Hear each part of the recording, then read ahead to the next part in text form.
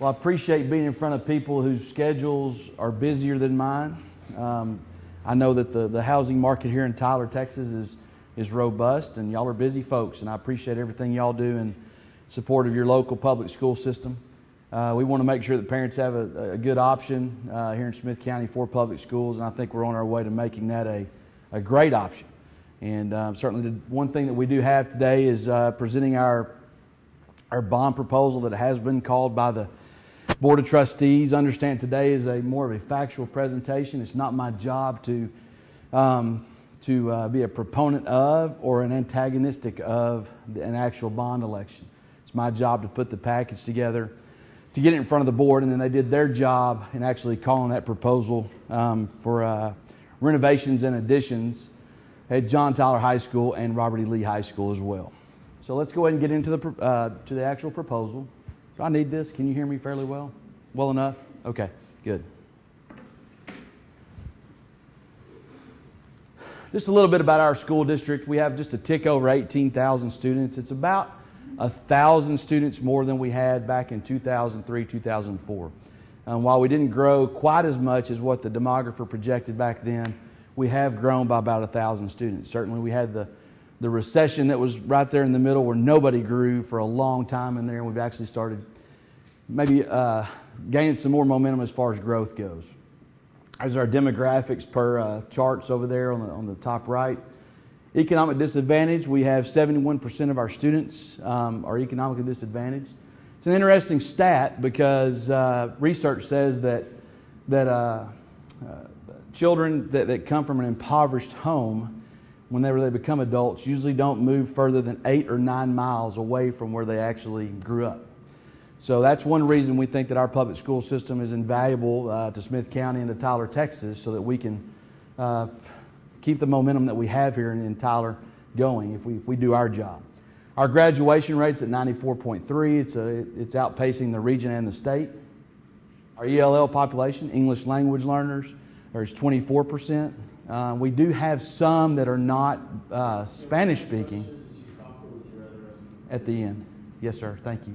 Our 24% ELLs mostly represent students who speak Spanish, although we do have some from other languages as well. There we go. One thing we do believe in Tyler ISD is that is the fine arts, is the arts. 91% of all students participate in fine arts. We think that's something that we've been able to sustain, even though the state has really pulled back on funding education. We believe that the arts matter, and we're able to get 91% of our students in some types of art class, K through 12. Our Career and Technology Center that the community so benevolently provided for us in the last bond election in 2013 has just a tick over 1,000 students participating there. That's coming from both high schools. We transit in both high schools into the Career Technology Center. Next year we're projected at 1,400 students. We've already awarded 140 post-secondary licensures and certifications out there for the job force that we're putting into Smith County.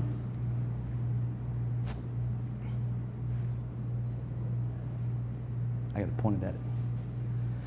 As far as our staff goes, as far as good call, they had a research team here in 2016. They said that Tyler is one of the best places for U.S. teachers to live and work. Okay, we think we've got a special thing here in Smith County and Tyler, Texas. And as far as working in Tyler ISD and living in Tyler, Texas, it's one of the best places in the U.S. We are the third largest employer in Smith County. Certainly, we have the hospitals that are here locally that outpace us, along with. We also compete with the universities that are here. 27% of teachers have a master's degree, so almost a third of our teaching staff actually have a postgraduate degree. And then certainly 2,700 total staff. That includes custodians, bus drivers, food service workers, maintenance workers, along with principals and teachers aides and some central office administration. Our facilities, we have 34 facilities district-wide with just almost 3.5 million square foot of facilities to take care of. One interesting fact about this is when we started this this project of actually revitalizing our facilities as provided by the community here. We dedicate 3 cents of our tax rate to preventative maintenance. Before that happened in 2003, 2004, we were just we weren't very targeted in regard to how we did what we do. So that preventative maintenance does take care of our newer buildings as far as the roofs go, paint, parking lots, and HVAC systems that we don't want to take on debt for.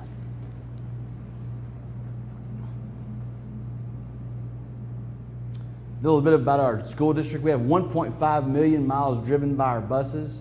That's an average of 6,500 miles driven daily. That's Seattle to Miami and back. It's a pretty interesting fact about that. So, you know, we have just a tick over 200 square miles that we're responsible for. So we are driving all the way out to the Lake Palestine, just past Coffee City, to pick up kids and then get them back in here into the school district to have school every day. Have over 3,000 volunteers in Tyler ISD this year alone. That number continues to rise. School lunches, just a tick over 2 million school lunches served annually. After school snacks as well, along with school breakfasts at just over 1 million every year. We've had success here for about the last 14 years. We've had the same CFO. Been very fortunate. Tasha Bjork, a good Smith County girl, has been our CFO, and she's garnered these Superior First ratings consecutively since 2003. That's the highest financial rating you actually can receive from the education agency. And we've also had some national recognition as well in how we report our financial. We do have some key initiatives right now. You may have read about those in the paper here over the last couple of months. We believe it is a civil right for kids to learn how to read, and that you can't get through life without learning how to read. And certainly we have a very aggressive goal that by 2021, 85% of our third graders will be on grade level as far as reading literacy goes. So I think that's something that we have a lot of work to do. We wanted to identify that to make sure that we're giving everybody an opportunity to read. You know, before grade 3, you learn how to read. After grade 3, you read to learn. So that's something that's pretty big on our radar.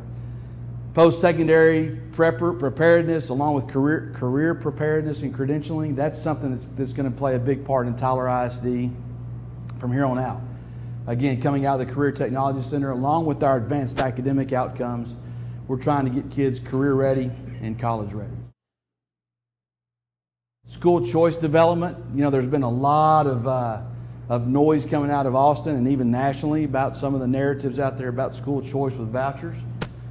Certainly that's something that we do believe. We believe parents do have a choice. As realtors, y'all believe that. You have a lot of choice here in Smith County, from the boutique private schools to charter schools to public schools to homeschooling. And certainly that's something that we want to be better at. That's all that we can control, is how well that we offer our school system for parents to choose. Doing that is something that's huge, and I think that you're going to see some things such as language immersion schools pop up, along with some STEM schools, along with more emphasis on the arts. Middle years redesign is something that's also a big initiative for us. You can't keep doing middle school like we all went to middle school and expect different results. So we're looking at giving a lot more choice in our middle schools instead of just offering 6 comprehensive middle school campuses. We do have some problems left we still have some inventory that we need to work on as far as facilities go. Our 2 high schools are an average of 56 years of age, both John Tyler High School and Tyler Lee. We have portables still. I hope that you guys are happy with us and being able to relieve all the portable congestion there at Hogg Middle School right there in the Azalea District, to where we had 20 plus portables at Hogg stuck on Broadway for 25 plus years. Maybe even longer than that. I think they were there when I was a kid growing up in East Texas. I think they were up there. So, you know, I call those portables, temporary buildings. But when they've been there since the 1970s, I don't know if you can call those temporary or not. But we do still have portables at both high schools. We have 22 at Lee and 16 at John Tyler that we still have there. Of course, we're here today to talk about a bond election, and these are some of the things that are kind of highlighted about what a bond election is. Texas Public Schools, we rely on the support to vote up or down of a bond election in order to construct and improve school facilities. Similar to homeowners borrowing money in the form of a mortgage, that's how these bonds are utilized. You sell these bonds on the competitive investment market, and then you try to pay them down as you go. We are doing a good job because of, I saw Michael Barnett coming in here, because of the appraised value of our homes. We're able to pay these debts off a lot quicker than projected. Here's our bond history. The community has allowed us to replace 11 elementary campuses along with 2 middle school campuses. Those 2 middle school campuses are Moore Middle School along with Bolter Middle School. We've renovated 4 elementary campuses. That's kind of been the style of our of how we decide what if we need to build new or not. And so you've got Birdwell, Owens, Rice, and Dixie. That we actually took good bones, a good building, and renovated those and brought those up to 21st century standards. We had 1 additional elementary campus built because of growth. That's Jack Elementary School. 1 additional middle school campus. That was 3 Lakes. And then the Career and Technology Center to give us some of that choice in our high school programming.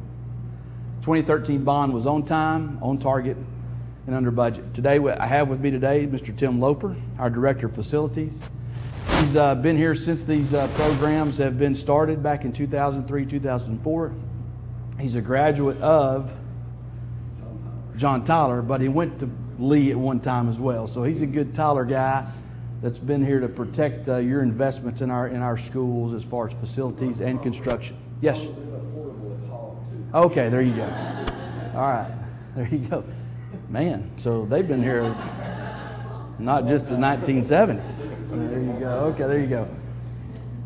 Major bond components of what we're proposing with this actual election is 21st century instructional classrooms. Our high schools were built in 1958 and 1965, and their outcomes were for 20th century outcomes. And so we're looking for more 21st century instructional classrooms, flexibility that can give us the opportunity for traditional instruction, but also in more of a collaborative environment if we need it.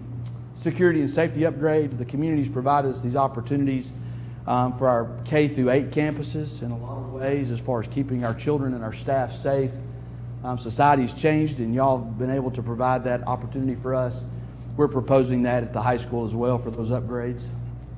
The student capacity and getting into a single building renovation instead of these sporadic buildings located throughout an actual property is something that's also in this proposal. Right now we have 2,500 students at Lee High School, 2,200 at John Tyler. Our demographer is projecting for John Tyler to grow, Lee to stabilize a little bit, so we wanted to make sure we program enough headroom in there so we're not doing what?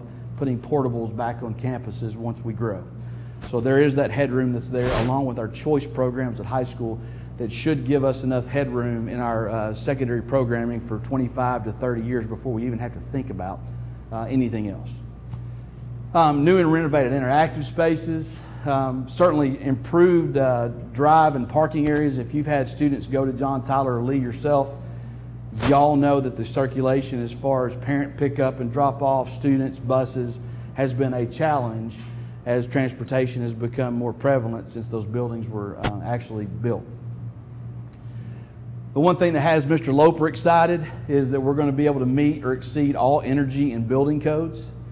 Right now, if you drive by Lee, you understand that most of those hallways are outside. So you've got good, cool air that's escaping in August every time we open one of those doors. Going to be able to meet ADA as those challenges, rightfully so, have increased some of our compliance issues. Texas Education Agency, they've increased their standards of what classrooms should be able to do, along with, as far as curriculum goes and square footage. Those will all be met or exceeded, and then UIL requirements as well. That's our Interscholastic League athletics sports organization that we're members of. Features at both high schools, certainly the top bullet's a priority is the removal of portables. The fine arts facilities for band, choir, orchestra, dance, and drama will become equitable. We'll talk about that here in a minute. A student union that's going to serve as our library media center. We want those to be the heart of the actual facilities at both locations. Cafeteria upgrades, expansions as far as being able to serve students. Right now, if you go to Lee and John Tyler, we do have a lot of creativity in the way that we feed our students and where we feed our students on the daily basis because we have outgrown our facilities. Gymnasium space, the same thing there. We've outgrown our facilities. We have a lot of participation. Certainly, we haven't really kept up with the growth quite as well since we built these schools in the 50s and the 60s.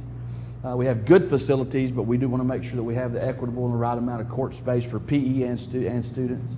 And again, student unions. We believe that this collegiate experience is something that's going to enhance our high school programs, much as we had at the Career Technology Center. There you go. On the compliance end, again, ADA doors and hardware as far as the panic bars that have to go into these facilities for safety. ADA restrooms, stairwells, and elevators. We have challenges that are there right now. We're hoping to if this is successful, we will correct those challenges. Mechanical, electrical, plumbing, and fire sprinklers. Certainly, we've got some areas to where we haven't had to go back and do that, but we certainly think for safety purposes and protecting your investment in our schools is something that's a priority. Window replacements. Hey, you guys sell homes and understand going from a single to an insulated double pane window would be invaluable to us in regard to our energy efficiencies. HVAC replacement, same thing there. We're not going to have to use our preventative maintenance to do so if we're able to upgrade our HVAC systems. Adequate exterior building and parking lot lighting. We were still stuck in the 70s and 80s as far as our exterior lighting. And then improved student and staff circulation areas. As far as being able to get from one classroom to the other, keeping our kids safe and our teachers safe, but being able to maybe move a little bit more efficiently within the facility is something that's also in the proposal. A little bit about John Tyler. What are some of the problems, some of the issues that are there? Instructional spaces. We talked about making the high school experience more updated than what we had when they were originally built. We do have a lot of portables over there, as you saw earlier. The access control of our facility is less than desirable. Technology, we're going to be able to program enhanced technology and improved, updated 21st century technology into our buildings instead of just patching where we need it. Traffic control is another one, then exterior lighting. And then on this next slide, you are the first folks that are going to be able to see our digital rendering of what the new campus could possibly be. For 52 years, John Tyler High School has proudly served students. Located on 60 acres in northwest Tyler, the 188,000 square foot facility opened in 1965 with 1,300 students. Construction of the two-story concrete and steel framed building began in 1964 with a classroom wing, a theater, gymnasium, cafeteria, and fine arts area. To prepare students for jobs and careers in the 1980s, a 108,000 square foot addition began in 1976. A new classroom wing and Coliseum-style competition gymnasium were added to the main building, and new band hall, field house, and agricultural buildings were built. 5 years later, catastrophe struck the campus with a major fire.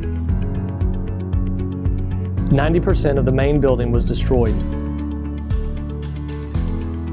Using the surviving concrete and steel of the original building, John Tyler High School was restored and reopened for education.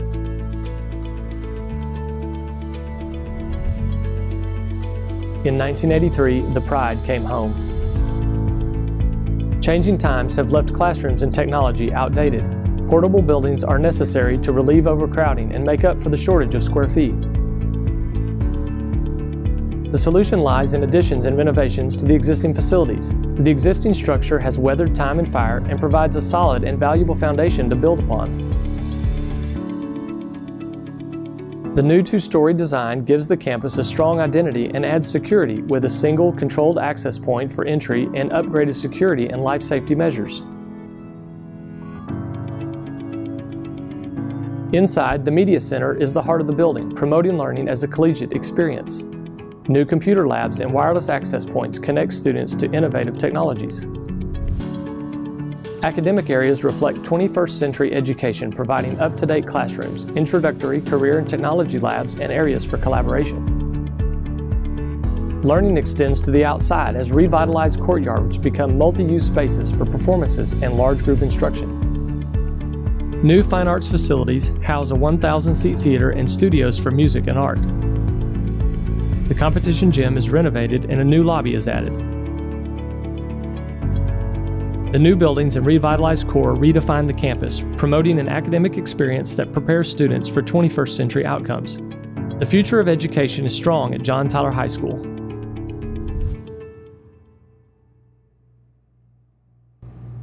Okay. So y'all were the first to see that. There you go. Okay, so a little bit about Lee before we get to its video, digital rendering, excuse me. It does have problems. Again, the instructional spaces, we've discussed why the instructional spaces are not appropriate now, looking for 21st century outcomes. We still have portables over there that are used for instruction, and it also does provide for a very wide open campus, and in today's age, it's something that does need consideration, I believe. Single access entry at both locations, those are challenges for us. You know, certainly we would like everyone to go through the front office to enter the campus, but it's a little bit difficult for that right now. Technology as well, updating the technology is something that's part of the proposal, or part of the issues right now. Traffic control is something, if you've had a kid go to Lee, it's going through the guard shack and getting backed up on Donnybrook is something that does concern us. And then exterior lighting as well. If you've picked up a child after an event late at night, or if you've been into a theater event over there, is something that we want to make sure that we enhance. And again, the first time that this has been seen publicly. Robert E. Lee High School has been a part of the Tyler ISD community since 1958. This high school has provided educational opportunities for the students of Tyler and Tyler ISD for many years. The existing facility was constructed on the south side of town and has grown over many years, serving multiple generations of students. The current conditions of this facility, which deal with portable buildings, circulation challenges, exposed hallways, and ADA issues, have been compounded over the years by many different additions. Additions that have occurred over the last 60 years, each one of them responding to a need of the district at that time, but not in a comprehensive manner that serves the current needs of the student. In the master plan, working through the redevelopment of the site, the existing competition gym, auditorium, and field house will remain and be incorporated into the new structure. The new building will provide a collaborative atmosphere designed around the existing facilities and incorporating them into the final solution. The entrance to the school will also be redirected to the southern side of the site, turning the circulation to the south on Shiloh and Donnybrook Road, giving access to the school from all four roads. The design incorporates the existing pieces of the school into one cohesive concept.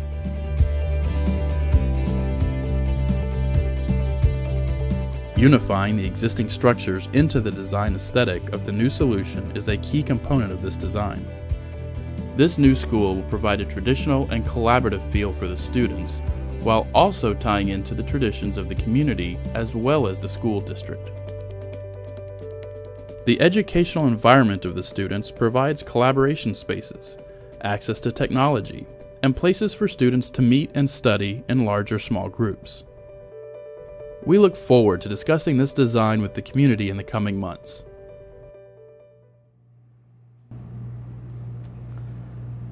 So, in order to build these, obviously the bond election has been called, and certainly there is a proposal out there for a 3-cent increase. Right now, currently, the tax commitment is as follows. We're at $1 for our maintenance and operations. That's our daily operations, utilities, gas, supplies, and most importantly, staff salaries, including teachers.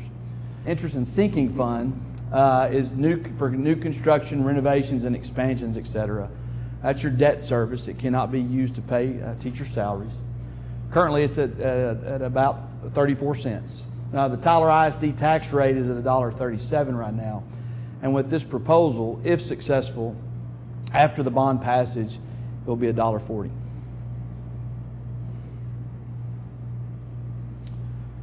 Everyone's interested about what that impact could be. For an average home of $155,000, and Tyler ISD, that's the average within our school district. The impact is $39 per year. Per month, that's $3.25.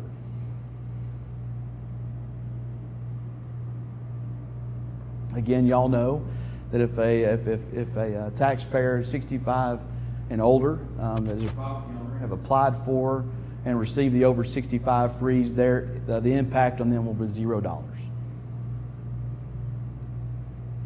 Our voting information is up here. You're more than welcome to take a picture of that or visit tylerisd.org/bond 2017. Or you can look on the Smith County elections website. Yes, the May 6th date, yes sir, along with all the early voting locations. You can connect with us on Facebook, Twitter, or Instagram to learn more about the Bond 2017. Okay, I appreciate y'all having me today. Thank you for your support.